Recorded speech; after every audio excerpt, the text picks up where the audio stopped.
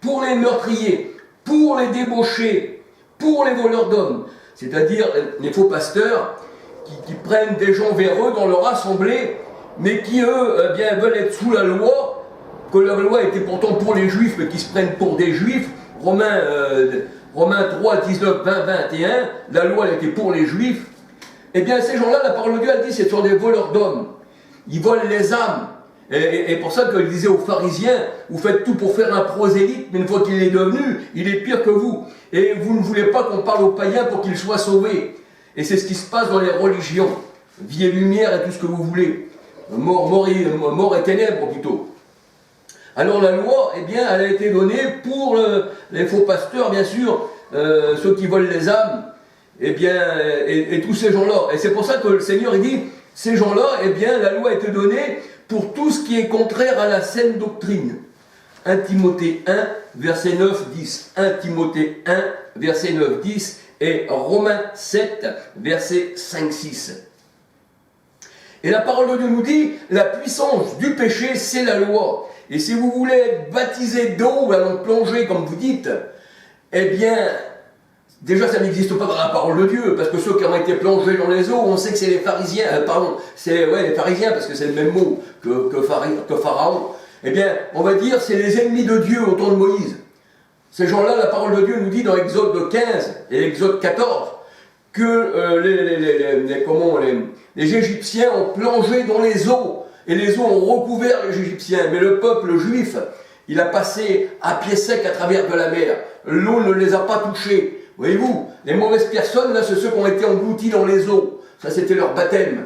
Et on regarde au temps de Noé, c'est pareil. Au temps de Noé, les eaux, ils ont recouvert les montagnes. Mais ça, c'est des grands symboles dans la parole de Dieu, que j'ai expliqué aussi dans mes vidéos, les montagnes, qui représentent les rois, Apocalypse 17, 9, 11, qui représentent la bête. Et là, eh bien, au temps de Noé, les montagnes ont recouvert tout ça. Mais Noé, lui, il n'a pas plongé dans les eaux, il était sur l'arche. Il se promenait au-dessus des eaux, au-dessus du monde. Parce que Apocalypse 17, 1, 15, les eaux représentent le monde. Et c'est pour ça que le Seigneur, il étend sa main d'en haut, il nous retire des grandes eaux. Il disait à ses disciples, vous ferez pécheurs d'hommes pour justement pécher dans le monde, pécher dans ces eaux. Voyez-vous? Et le royaume des cieux est comme un filet jeté à la mer. Et c'est pour ça qu'il est dit qu'il étend sa main de haut et il nous retire des grandes eaux. Et comme Pierre aussi, il voulait la rencontre du Seigneur quand il marchait sur la mer, ça veut dire quand il marchait sur le monde. Eh bien, Pierre, faute de foi, il s'enfonça. Et le Seigneur, il étend sa main, il le retirera des grandes eaux. Et il dit, pourquoi as-tu douté, Pierre? Pourquoi? Parce que tu dois écraser le monde. Tu dois écraser Satan, l'ennemi de Dieu. Ceux qui aiment bien la loi, mais qui sont incapables de marcher selon la loi et qui les emmènent à la mort. Mais toi, tu es sur la grâce. Alléluia. Donc, c'est ce que nous dit la parole de Dieu.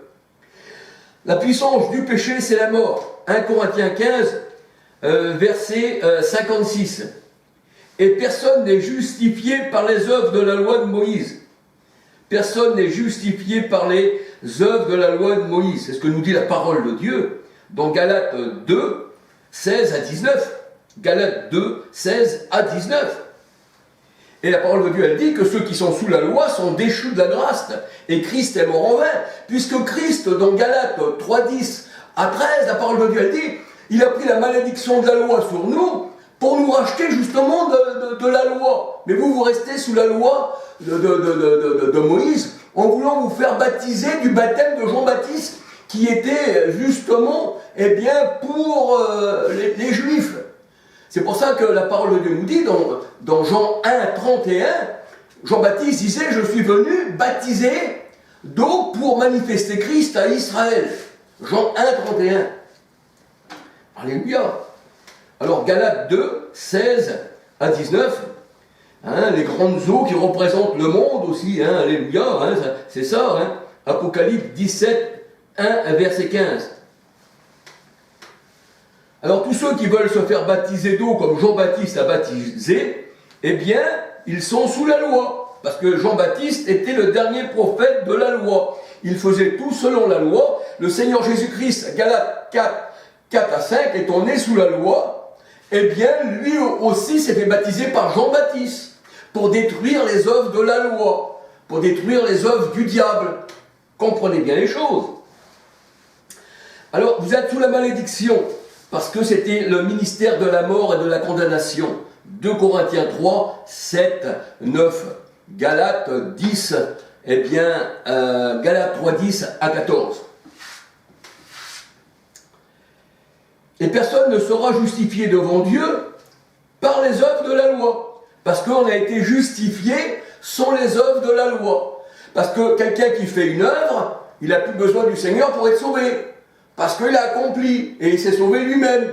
Mais comme le Seigneur dit que vous êtes incapable de vous sauver et seulement d'accomplir la loi, alors je vous fais une grâce. Et la grâce ne dépend pas des œuvres, sinon ce n'est plus une grâce. Et quand on est sauvé sans les œuvres de la loi, que c'est simplement parce que le Seigneur nous sauve, parce qu'on est des élus avant la fondation du monde, Éphésiens 1, 4, 11, et c'est pour ça que le Seigneur disait, eh bien c'est moi qui vous a choisi, ce n'est pas vous. Donc on ne choisit rien du tout, c'est le Seigneur qui nous choisit avant que l'on soit né. Jean 15, verset 16. Alors personne ne sera justifié par les œuvres de la loi, mais vous vous mettez en malédiction. Parce que le Seigneur il dit, la loi c'était la vue, mais maintenant le Seigneur il dit, on ne doit plus marcher selon la vue, on doit marcher selon la foi. Car les choses anciennes sont passées, 2 Corinthiens 4, 18, les choses anciennes sont passées, la loi est passée, maintenant on regarde à l'invisible. Maintenant, parce que les invisibles sont éternels. Tandis que les choses que nous voyons de la loi, les sacrifices humains, d'animaux, de béliers, de taureaux, ça c'était pour un temps. Mais maintenant, le sang du Christ, l'aspersion du Christ est sur nous, la parole de Dieu nous dit. 1 Pierre 1, verset 2, oui, 1 Pierre 1, 2, oui, il me semble. Et Hébreux 12, 24, l'aspersion du Christ. Mais est-ce qu'aujourd'hui, on a vu l'aspersion du Christ aller sur nous? Et pourtant, le Seigneur il dit que l'aspersion du Christ nous purifie de tout péché. Parce que spirituellement, par la foi, nous croyons que le sang du Christ est sur nous, comme il était sur les portes bien dans l'Ancienne Alliance. Et que quiconque mettait le sang du Christ sur ses portes, ça représentait notre demeure, eh bien était sauvé. Alléluia. Alors, il faut vivre par la foi comme Abraham est le père de la foi. Et Christ nous a rachetés de la malédiction de la loi. Mais quand on dit que Christ nous a rachetés de la malédiction de la loi, on a l'habitude de parler comme ça, mais la loi, elle était pour les Juifs, elle n'était pas pour les païens qui ont rentré dans l'assemblée du Seigneur. Romains 3, 19, 20, 21, la loi était pour les Juifs. Nous avons été sauvés de quoi? Du péché d'Adam, nous les païens. C'est ce que dit la parole de Dieu. Par un homme, le péché est rentré dans le monde. Et comme le péché est rentré dans le monde par un homme, le péché s'est étalé sur tous les hommes. Et tous devaient partir à la mort. Alors là, le Seigneur, les païens, les a rachetés, eh bien, du péché d'Adam. Romains 5, 12, 13, 14, 15. C'est ça. Et les Juifs, eux, eh bien, ils ont été rachetés de la malédiction de la loi. Parce que la loi était pour les Juifs. Mais il y a certains Juifs qui n'ont pas accepté le Seigneur, on les appelle, eh bien, les Juifs selon la chair. Et Israël, qui tue les prophètes, cette Jérusalem-là, c'est aussi selon la chair. Ils n'ont pas reçu l'Esprit de Dieu, parce que c'est des charnels. Ils restent sous la loi. Et ceux qui se font baptiser du baptême de Jean, qui disent que nous c'est la loi, ils n'ont rien compris au programme, et ils ne peuvent pas voir le Saint-Esprit. Parce que Galates 3,14 nous dit que nous qui sommes eh bien, sous la grâce, c'est par la foi que nous recevons l'Esprit Saint. C'est pour ça que le Seigneur dit, avez-vous reçu le Saint-Esprit par les œuvres de la loi? Non, vous l'avez reçu par les œuvres de la foi. Et la foi, il n'y a pas besoin d'œuvres. On peut faire des œuvres, on peut aider son prochain, et c'est ça, oui c'est sûr. Ça, ce sont de bonnes œuvres qui nous suivent. Mais les œuvres de la loi, on ne peut pas. Parce que les œuvres de la loi, nul ne pouvait le faire. Alors vous, quand vous dites que vous faites les œuvres de la loi, vous vous dites supérieur à Christ, c'est-à-dire que vous accomplissez alors toute la loi. Parce que le Seigneur a dit un petit commandement de la loi qui est ôté, ça vous met à la malédiction. Alléluia.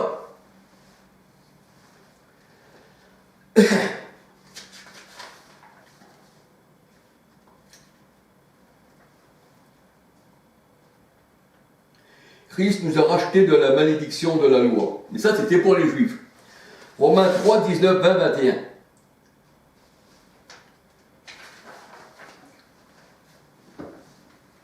Et c'est par la foi que l'on reçoit l'Esprit Saint. Galates 3, 10, 14. Galates 3, 14. Et les pasteurs du dimanche, les pasteurs du jour du soleil invaincu, qui fête le soleil le 25 décembre, eh bien, vous mettent en malédiction. Vous qui voulez être baptisés comme Jean-Baptiste baptisé, ils vous mettent en malédiction. Et vous n'avez pas reçu le Saint-Esprit, parce qu'il n'est donné que sous la grâce et non selon les œuvres de la loi de Moïse. Galates 3, 14.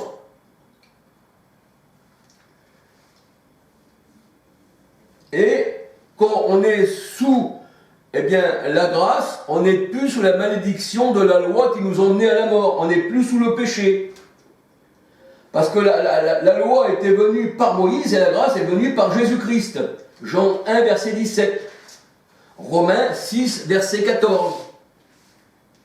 Et la loi était un commandement charnel.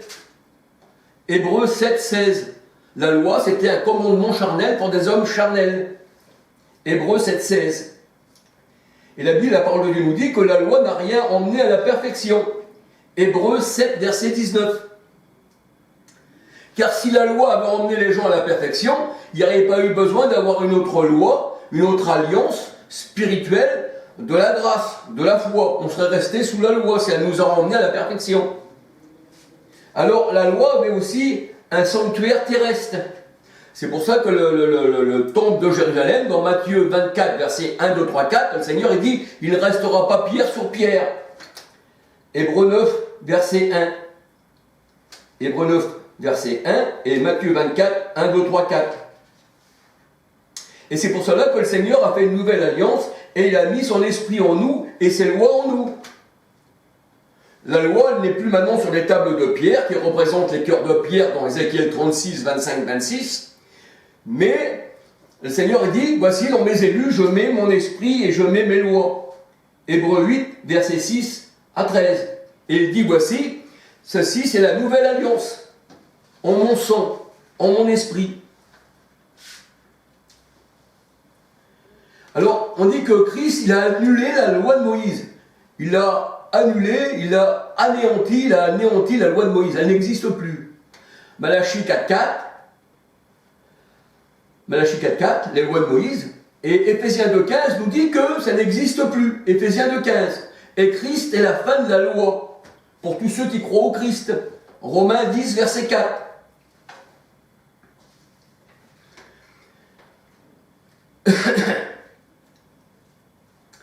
Et on peut voir aussi que la loi elle a duré jusqu'à la destruction du temple de Jérusalem.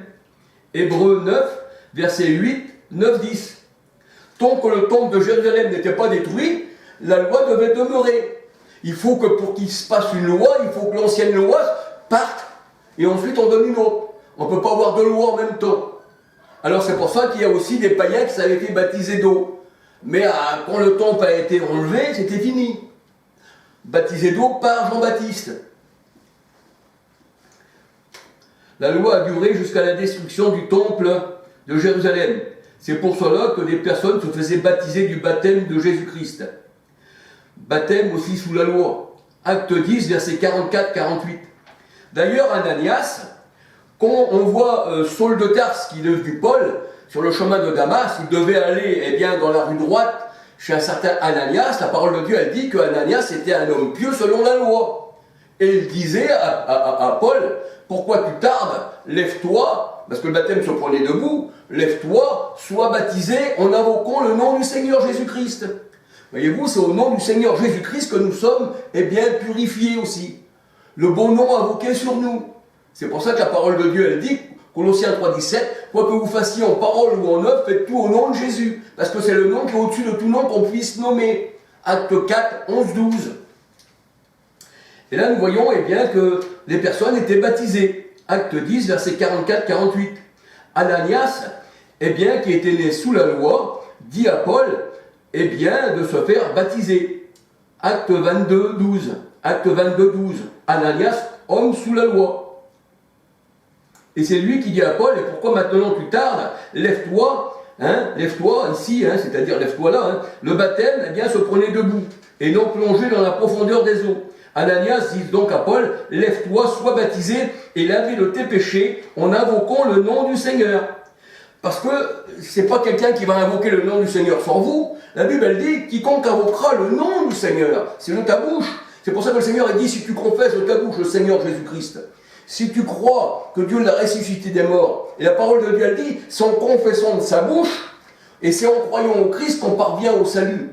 Voyez-vous, c'est personne d'autre qui va dire, je te baptise au nom de ça. Non, non, c'est toi-même qui invoques, parce que tu es d'accord à invoquer ce nom. C'est pas la personne qui est d'accord pour toi, c'est toi qui es d'accord. Alléluia. Alors on voit qu'Ananias, homme pieux selon la loi, dit à Paul, eh bien lève-toi, sois lavé de tes péchés en invoquant le nom du Seigneur.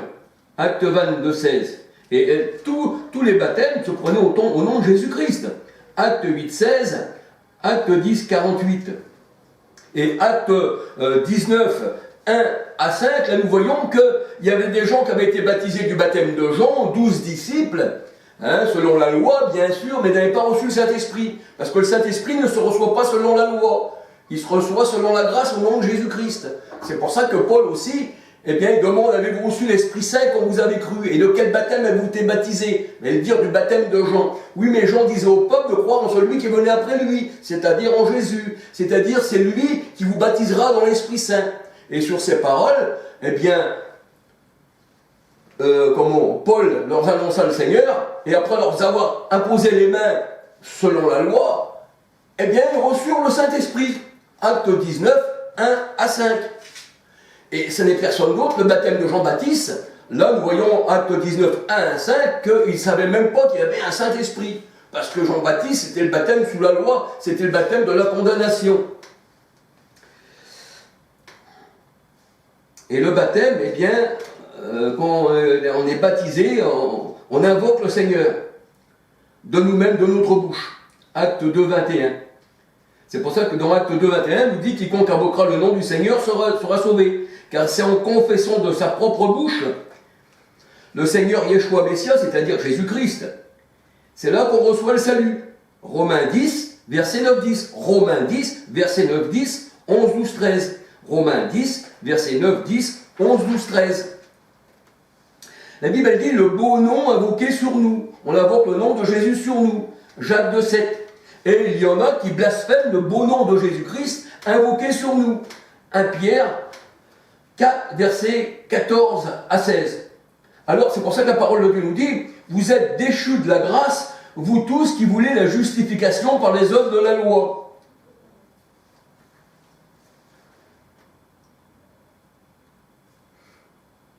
Et si tu ne fais pas toute l'œuvre de la loi, toi qui te dis sous la loi, qu'une œuvre tu ne la fais pas, tu abolis toute la loi. Jacques 2, 10. Jacques 2, 10, 11.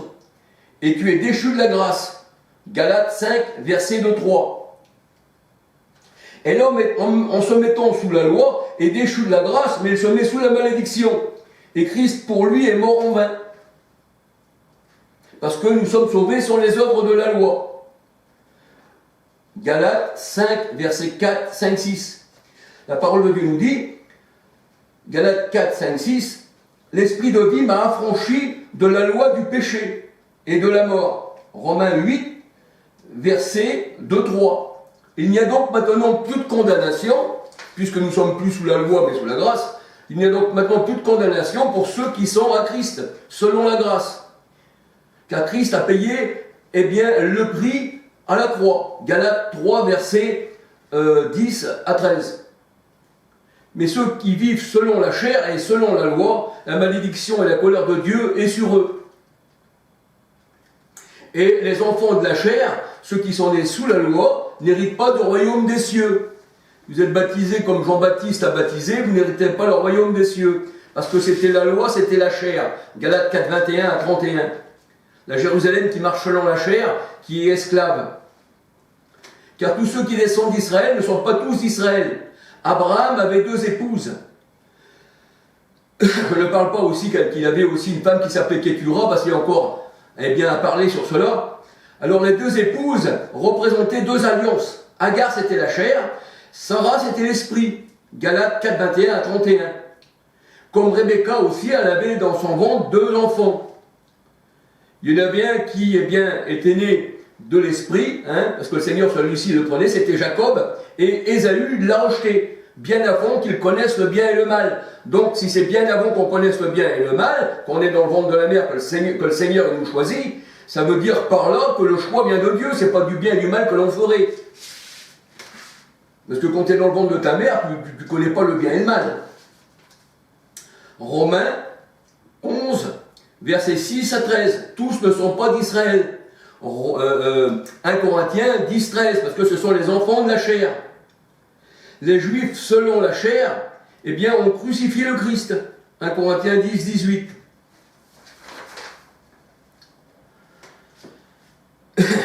Et c'est à Jérusalem, Galates 4, 21 à 31, qui crucifie le Christ.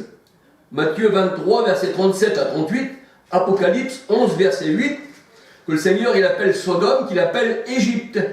Parce que Galates 4, 21 à 31, c'est le mont Sinaï, c'est l'Arabie. Et quand vous allez dans cette Jérusalem terrestre, sur le mont du Temple, il y a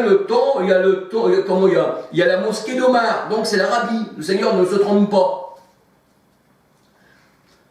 Et le Seigneur il dit que les ténèbres ne l'ont pas reçu. Jean 1, verset 1 à 13. Les faux chrétiens et leurs faux pasteurs, étant égarés eux-mêmes qu'ils en égarent des autres, en les baptisant du baptême de Jean, qu'ils n'ont rien compris du tout à la parole de Dieu, eh bien ce sont des aveugles qui tombent dans une fosse. Luc 6, verset 39. Et c'est quand on sort de l'eau, c'est pas quand on rentre dans l'eau, c'est quand on sort de l'eau, Apocalypse 17, 1, 15, qui représente les nations, c'est là qu'on reçoit l'Esprit Saint, comme le Seigneur quand il est sorti de l'eau, eh bien, c'est-à-dire il n'avait pas été plongé dans l'eau, on peut s'avancer dans l'eau jusqu'à mi-cheville, parce que dans la parole de Dieu, Jean-Baptiste, il faisait une aspersion, il fallait qu'un homme saint puisse en asperger à un autre, et la parole de Dieu a dit que Jean-Baptiste était rempli du Saint-Esprit dès le sein de sa mère, et dans Nombre 19, il nous est dit que, à 19 à 11 je crois, et à 25 par là, il nous a dit, un homme pur prendra de l'eau et fera l'aspersion